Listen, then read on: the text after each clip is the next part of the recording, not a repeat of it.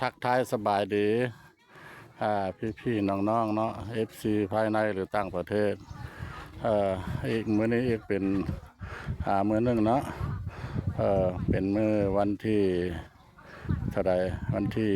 1หรือ31นี่นะเนาะเดือนพฤศจิกทางพ่อบ้านพะเลาะเนาะได้มาลินมาเที่ยวอยู่วัดบ้านโคกเฮ็ดก็เลยได้เห็นพ่อแม่ประชาชนชุมชนบ้านโคกเฮ็ดเนาะเพิ่นได้จักสารจักเพิ่นสารอย่างสารกระดงถึงหรือว่าสารอย่างเข้าไปเบิ่งพร้อมกันเลย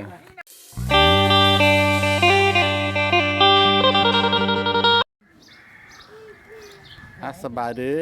แม่เม็ดตะพูทุกคนเจ้ากับรถบริยุชื่อเนาะอยู่ได้สารติดตอนค่อยมาตอนนั้นประสานคล้องเนาะวันนี้สารเคิงสารเคิงบานนะบ่อยู่บ่ได้สาว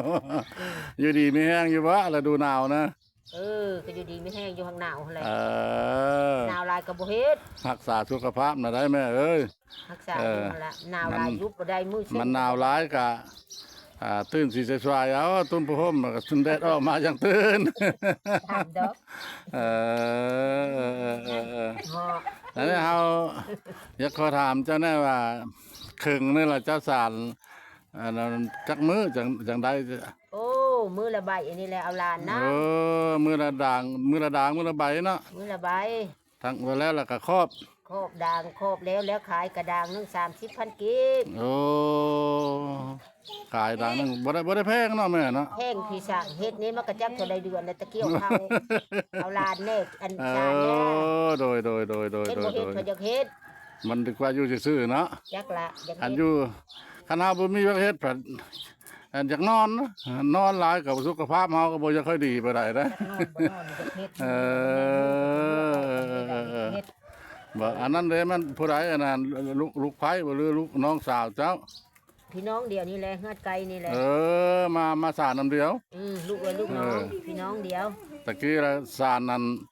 แต่ข้าวสมัยลูกยังน้อยล่ะพ่อแม่สารนั้นสารซาดเขาเอาลงข่วงเขียนผ้าอีกเขียนผ้าลงข่วง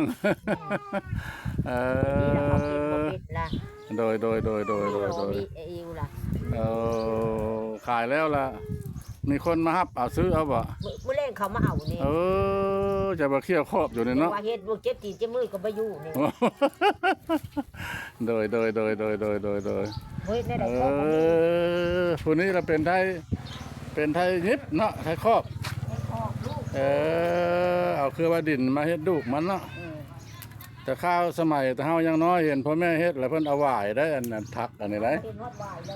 สมัยเดี๋ยวนี้นะมันบ่มีหวายแล้วเนาะมันก็ดับล่ะ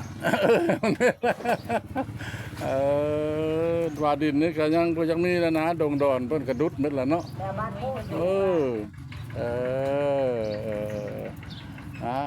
บ้านเฮาชุมชนเฮาเพิ่นก็บ่อยู่ซื่อเนาะแล้วให้แล้วนาแล้วเพิ่นก็หาเงินหาคำเป็นเวียกเสริมพอได้ซื้อหมักซื้อภูเนาะเสียค่าพื้นค่าไฟช่วยลูกช่วยหลานดีหลายบ้านเฮานี่ละสานเขิงสานกระยังสานคล้องเนาะบ้านย่างใหญ่บ่บ้านไปทางอันนั้นละไปทางอันนั้นสานมวยสานหวดเนาะนี่บ้านตัวนี้ไปเลยนะนี่บ้านตัวนี้ใหญ่สาเฮ็ดพ่อยเฮ็ดมวยพ่อยเขาเฮ็ดน่ะเนาะ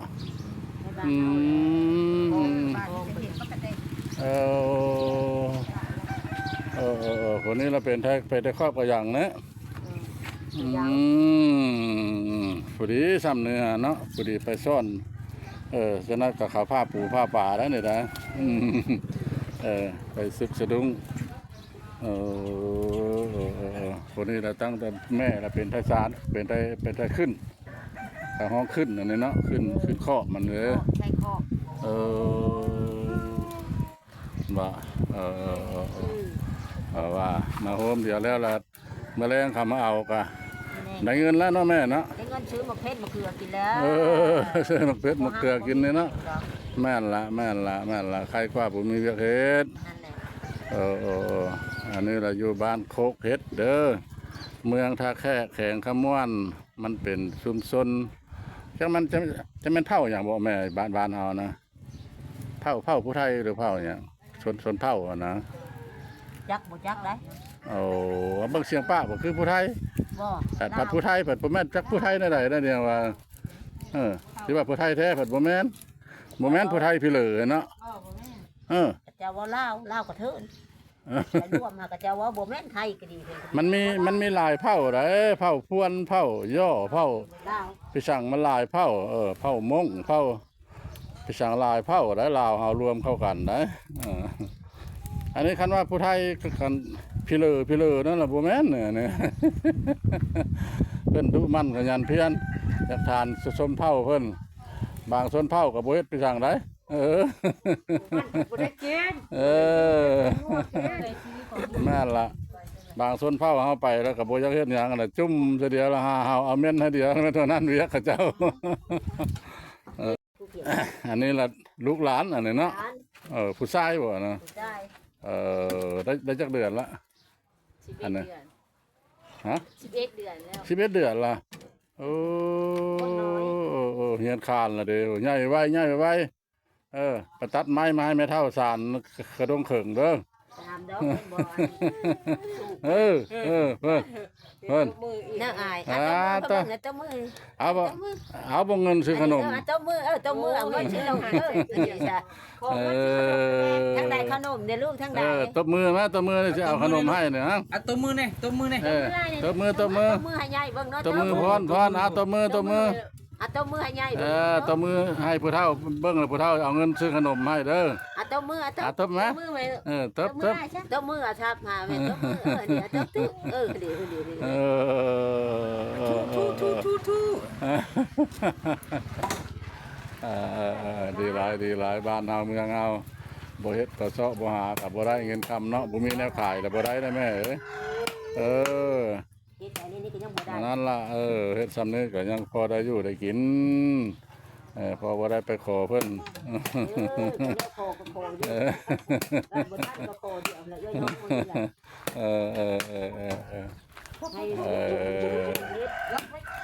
ไม้นี่ล่ะไม้ไผบ้านบ่แม่ ซื้อเอาแล้ว ซื้อเนาะ ไม้ไผบ้านเลย ลำเท่าไหร่แม่ซื้อเขา 50พุ่นเลย60พุ่นเลย ลำนึงหาได้ นั่นแหละ มีคนมาขายบ่เลย ไปซื้อเองเลย ไปซื้อเอง ซื้อบ้านยะโกมพุ่นเลย บรรยากาศ บ้านยะโกมบ้านท่าแห่พุ่นเลย บ้านเขาปลูกไม้ไผบ้านหลายได้อ้อมบ้านเขา บ้านยะโกม เพราะว่าคันแม่นอยู่ไกลดงอันนี้ล่ะห้องดงไปช่างห้องดงน้ำพุไม้พุงไม้พางขาน้อยไปสั่งให้ลูกให้หลานตัดลงมาขาน้อยเอารถไปเอาลำซ้ำปีแข้งนี่ป้องเดี๋ยวอยากว่ากาอีแขนนะ พูดเนาะ ฮะ ปองเดียวก็ได้แล้วก็ ขาน้อยเอามาทักอันนั้นทักใส่หน้าตั้งเฮือนแบบนี้แล้วบ่ให้พุ่นพระเด้อ อันนี้ผัดได้ส่งโปองคุณได้ พุ่น ส่งโปองเลย มันผ้าเขาไปซานผ้าซี่ผ้าหยัง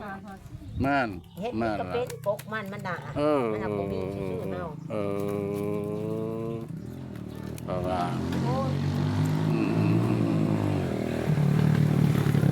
โอ้ย ได้หลายด่างแล้วเด้อนะ1 2 3 4 5 6 7 8 9 10อันเด้อยังมาหาก็ได้3หน่วยเนาะของไผ่ของมันหรือของรวมเดียว ลูกของใครของมันแล้ว เจ้าได้น้อยเจ้าก็ได้น้อยเนาะ ของคอยอยู่แล้ว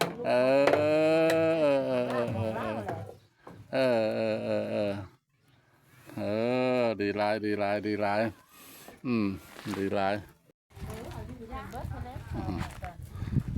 การเก็บภาพบรรยากาศเนาะถ่ายท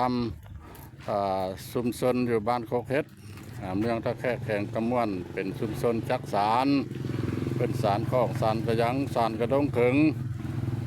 สารตลอดเลยมันเป็นอาชีพเสริมของเพิ่นเนาะทางเม็ดทางม่วงกับสิพอประบาณนั้นละเนาะต่อไปนี้อยากขออนุญาตทาง FC เนาะภายในหรือต่างประเทศอยากขอจบคลิปนี้ไว้เพียงส่ำนี้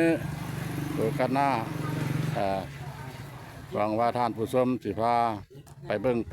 ชมอีกหลายๆบ่อนเนาะคำว่าสบายดีสวัสดีครับ